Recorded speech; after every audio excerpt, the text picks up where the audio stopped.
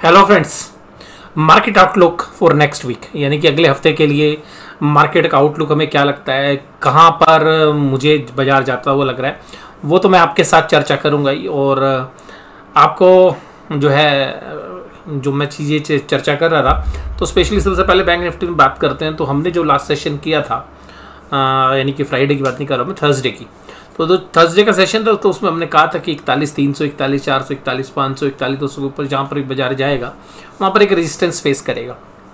तो देखिएगा, बाजार ने जो पहला रेजिस्टेंस था 41,270 उसी से वापसी ले ली।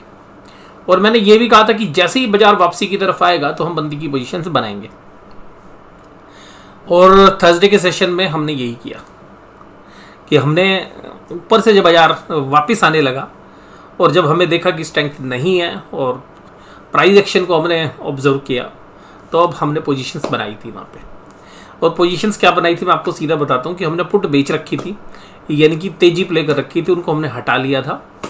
और जब बाजार दोबारा से 41,000 के नीचे गया तो हमने दोबारा से उन पोजीशंस को बना लिया। तो अल्टीमेटली हमारी पोजीशन एज इट इज़ रही, बट जो 200 पॉइंट का लगभग स्विंग था वो हमने एंजॉय किया। और ये मेरा व्यू अभी भी उसी तरीके का है। और मैं अभी भी मानता हूँ कि बाजार जो है, मैं ये चाहूँगा कि बाजार थोड़ा ऊपर की तरफ आए। और ऊपर की तरफ आए, मेरे चाहने ना चाहने से क्या है, बट बाजार के अंदर जिस तरीके की स्टोरी डेवलपमेंट हुई है, या हम ये कह सकते हैं कि जिस तरीके का नैरेटिव सेट किया गया है एचडीएफसी बैंक के डेटा को देखते हुए, मुझे लगता है कि बाजार ऊपर आना चाहिए। जिस तरीके से क्रेडिट पॉलिसी के अंदर रेट ऑफ इंटरेस्ट नहीं बढ़े और उसके बाद जो सोशल मीडिया में उसका जो प्रचार किया गया है कि काफ़ी बुलिशनेस जो है बाजार में रहेगी, हम उसका इंतज़ार करेंगे। और उस इंतज़ार को हम इस तरीके से देखते हैं कि पहला रेजिस्टेंस 41,270, 41,500 और तीसरा 41,700 की तरफ बनता है। और मैं ये कहूँगा कि 41,700 तो शायद बाजार ना जाए। मेरा जो है लेवल्स वो 41,500 मेजर है और 41,509 100 डेज का मूविंग एवरेज भी है। बस इसी लेवल के आसपास बड़े प्लेयर्स मंदी बनाने की चेष्टा करेंगे, ये मेरा अनुमान है। तो यहां पर 41,500 के आसपास हम मंदी बनाने की पूरी चेष्टा करेंगे। और मेरी कोशिश ये रहेगी कि हम 41,200 के ऊपर जैसे बाजार जाए, 300 के आसपास हो सकता हो गैप अप ओपनिंग हो जाए।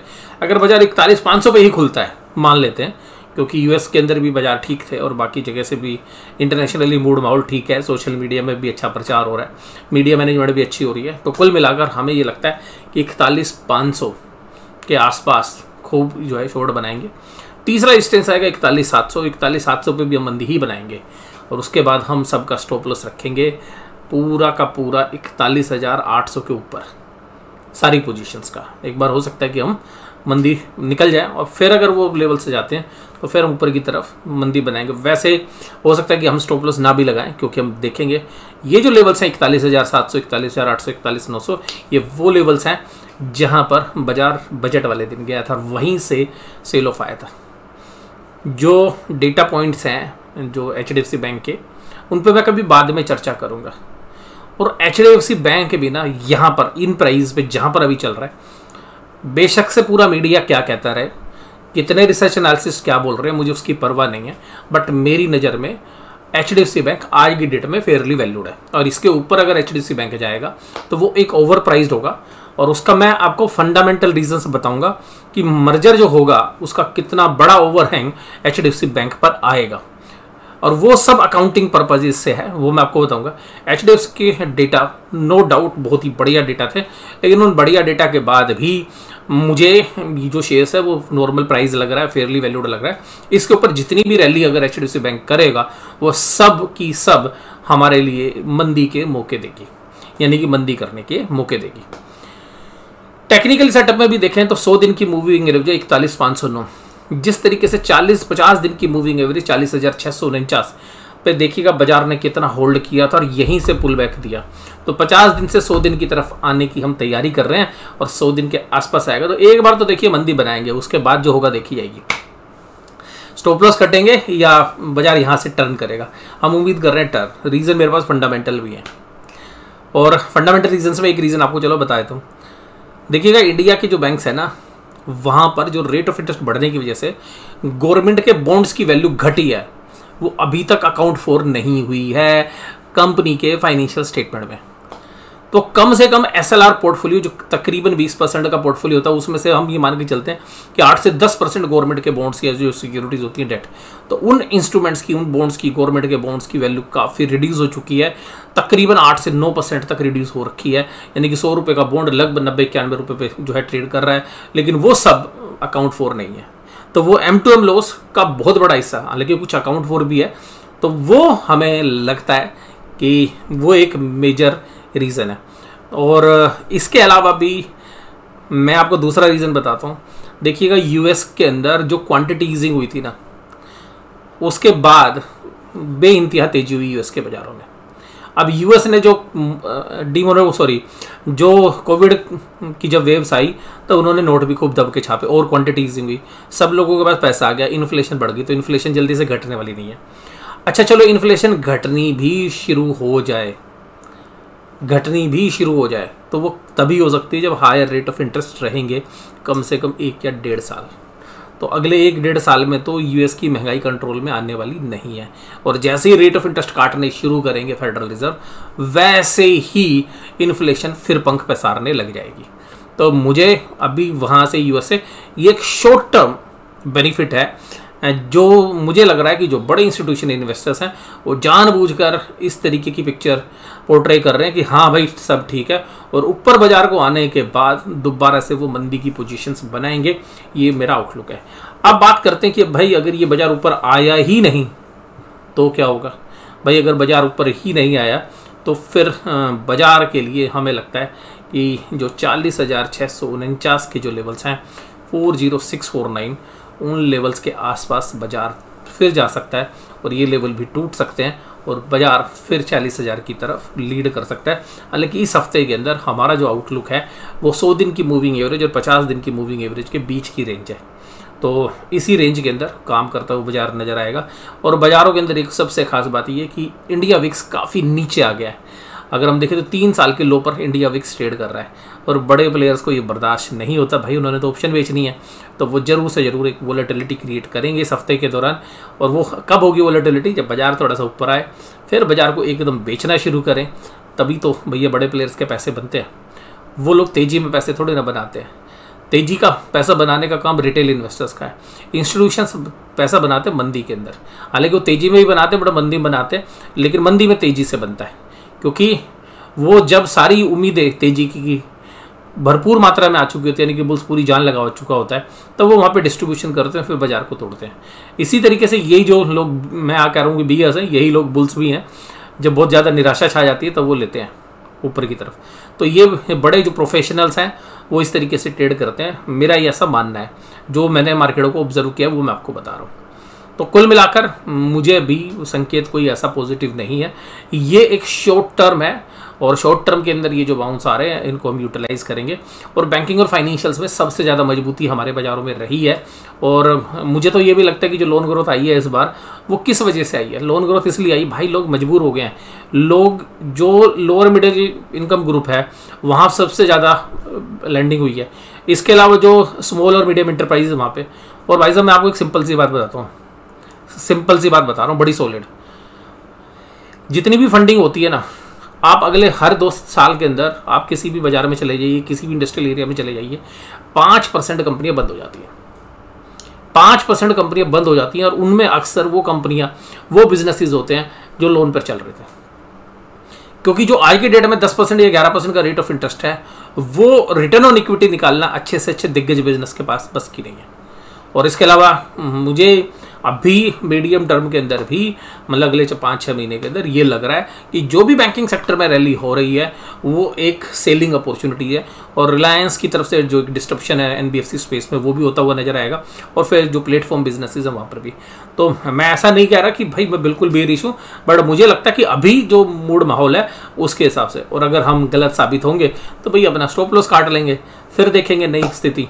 क्योंकि हम नीचे से तो देखिए तेजी करी आए ना, 1500 पॉइंट की तो तेजी हम एंजॉय कर ही चुके हैं। तो नीचे से 1500-1600 पॉइंट की वो तेजी एंजॉय करने के बाद अब हमें लगता है कि भाई यहाँ पे एक बंदी बननी चाहिए।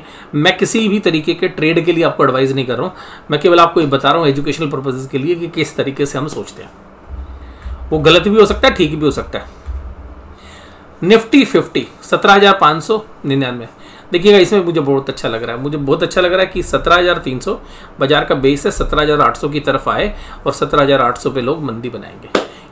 17,800 पे जो बड़े स्मार्ट प्लेयर हैं उनकी मंदी बनेगी। और आपको लोग बोलेंगे जी ब्रेकआउट हो गया, ब्रेकआउट हो गया, 41,000 पे ब्रेकआउट हो गया। मुझे याद है टीवी चैनल पे, क्योंकि क्रेडिट पॉलिसी थी तो मैं उस दिन देख रहा था क्रेडिट पॉलिसी में, तो अनाउंसमेंट के बाद जो है एक जो टीवी पे एक्सपर्ट्स बैठे होते हैं उनसे पूछा गया भाई आप बताइए निफ्टी बैंक में क्या करना है। जब उस समय पे 41,230 के आसपास जो है निफ्टी बैंक चल रहा था, तो उन्होंने कहा जी बहुत बढ़िया, अभी 41,400-500 तक तो जाएगा ही जरूर, और यहाँ पर कॉल खरीदने की सलाह हम देते हैं। और मुझे लग रहा था, मेरा देखिए सबका भी होता है, मुझे लग रहा था यार ये कॉल फेल होगी आज, और वो कॉल वास्तव में फेल भी हुई। तो 41,041 पे बाजार बंद हुआ, तो 41,000 की जो कॉल है उसके स्टॉप लॉस ही ट्रिगर हुए। टारगेट तो आया नहीं, तो टारगेट से पहले स्टॉप लॉस ही ट्रिगर हुए। तो सबका देखिएगा अपना अपना अलग व्यू होता है, तभी तो एक बायर होता है, एक सेलर होता है। मैं ठीक हूँ गलत हूँ वो अलग बात है, बट मैं इन समय पर ये मानता हूँ कि हमारे जो बाजार है वो सस्ते नहीं है अभी भी, हमारे बाजार अभी भी बहुत महंगे हैं। और हमारे बाज़ारों में कोई आश्चर्य नहीं होगा कि मैं यहाँ से भी 10% की करेक्शन हमारे बाज़ारों में देख सकूँ। हालांकि मेरा एक कॉन्ट्रा व्यू है, सिलेक्टिवली मिड कैप और स्मॉल कैप स्टॉक्स बहुत ही अच्छी वैल्यूशंस पर आ चुके हैं। उसका मुझे ये नहीं लगता कि निफ्टी के टूटने के साथ वो शेयर टूटने चाहिए, तो वहाँ पर हमारी जो है लगता है कि अपने एक पोर्टफोलियो बिल्डअप करने की भी जो है वहाँ पर गुंजाइश है। तो मेरा व्यू इंडेक्स में थोड़ा अलग तरीके का है, बट अब स्मॉल कैप और मिड कैप में पेन हो सकता है, लेकिन स्टॉक स्पेसिफिक मुझे एक अच्छी अपॉर्चुनिटी जो है नज़र आती है। मुझे लगता है कि आज की इस वीडियो में मैंने आपके साथ निफ्टी के बारे में बात कर ली, बैंक निफ्टी के बारे में बात कर ली, और कोई भी बड़ी गिरावट निफ्टी में 17,300 टूटने के बाद ही आएगी। और मुझे लगता है मीडियम टर्म आउटलुक के अंदर मुझे लगता है कि ये पूरा महीना बहुत ही वोलेटाइल रहने वाला है। अभी भी इंडिया विक्स के प्रीमियम घट गए हैं, यानी कि ऑप्शंस के प्रीमियम घट गए हैं, और रिजल्ट सीजन शुरू होगा 12 तारीख से टीसीएस के रिजल्ट से। तो अगले हफ्ते में वोलेटिलिटी प्रचुर मात्रा में आपको उपलब्ध करा दी जाएगी, और प्रचुर मात्रा में तभी होती है कि जब बड़े प्लेयर सस्ते रेट में पुट खरीदते हैं, और सस्ते रेट में पुट तभी मिलती है जब बाजार ऊपर की तरफ आता है। एफआईएस के डेटा भी पुट खरीदने के ही चल रहे हैं, हालांकि उन्होंने पिछले 3-4 दिन से पुट खरीद रहे हैं, और हालांकि इन्होंने यहाँ पे पुट बेची भी हैं, कुछ कॉल से भी खरीदे। तो मेरा मानना है कि बड़े प्लेयर्स स्मार्टली बाजार को ऊपर शिफ्ट करके अपनी पोजीशंस बनाने के लिए बाजार को ऊपर ला रहे हैं, और यहाँ पर अपनी जैसे ही पोजीशंस बनेगी वो बाजार को एकदम ढीला छोड़ देंगे, और बाजार एक झटके के साथ जब टूटता है तो बाजारों के अंदर ऑप्शंस के प्रीमियम बहुत तेजी से बढ़ते हैं। तो अभी देखिएगा हमारा पहले तो हम आज का जो हमारा टारगेट है अगर उसमें बात करें तो हम पहले बढ़ने की बात कर रहे हैं, हम पहले तेजी की बात कर रहे हैं और फिर गिरने की बात कर रहे हैं। तो ये नहीं है, जो परसों भी कुछ व्यूअर्स ने कमेंट किया था कि सर आपका तो व्यू गलत हो गया। मैंने कहा व्यू गलत नहीं हो, मेरा ये था कि 40-800 टूटेगा तो और बहुत तेजी से टूट जाएगा। वो मैं अभी भी मानता हूँ उस बात को, और मुझे लगता है कि भाई 41,500 के आसपास बाजार आए, बढ़िया शॉर्ट पोजीशन बिल्डअप होंगी, 41,700 आए और अच्छी पोजीशंस होंगी। तोड़ पाना मुझे लगता नहीं इतना आसान है, क्योंकि भाई जो पिछले 2 महीने पहले जो फंसे हुए लोग हैं ना, वो सब निकलने की चेष्टा करेंगे, और बाजार मुझे नहीं लगता बैंक निफ्टी इतनी जल्दी अभी आपको निकलने देगा। जो डेटा पेश किए गए हैं वो खाली आपको ग्रोथ, लोन ग्रोथ के डेटा हैं, डिपॉजिट ग्रोथ में कोई बहुत बड़ी हमें पॉजिटिव सरप्राइज नहीं मिला। और इसके अलावा जो M2M लॉस होंगे ना बॉन्ड मार्केट के, वो आप डेफर तो कर सकते हो, लेकिन जो FII इंस्टीट्यूशंस है वो कहता है कि कंपनी दिखाए ना दिखाए, मैं तो अपने पास कैलकुलेटर करके बैठा हूँ ना, मैं तो उसको अकाउंट फॉर करके बैठा हूँ ना, कि भाई मुझे तो पता है ना कि इसका एग्जैक्टली वर्थिंग क्या है। और इसके अलावा मुझे HDFC बैंक में मर्जर से रिलेटेड एक अकाउंटिंग के अंदर एक ऐसा इंडिकेशंस मिल रहा है जिसकी वजह से एक one time hit HDFC bank को मिलेगा, और वो हिट मुझे पर्सनली ऐसा लग रहा है 10,000 करोड़ से भी ऊपर का हो सकता है। और वो हिट अकाउंटिंग हिट होगा, ऐसा नहीं है कि कोई फ्रॉड या कुछ ऐसी रेगुलेशंस हैं या मिसलीडिंग स्टेटमेंट्स हैं, ऐसा कुछ नहीं है। बट एक अकाउंटिंग में जब हम मर्जर्स करते हैं तो वो एक अकाउंटिंग स्टैंडर्ड्स को जब हम फॉलो करते हैं तो वो एक जो है मुद्दा आएगा निकल कर, वो मैं आपको बताऊंगा कि आगे की वीडियो के अंदर कभी समय मिलेगा। तो आज की वीडियो में बस केवल इतना ही। वीडियो देखने के लिए धन्यवाद, थैंक यू वेरी मच।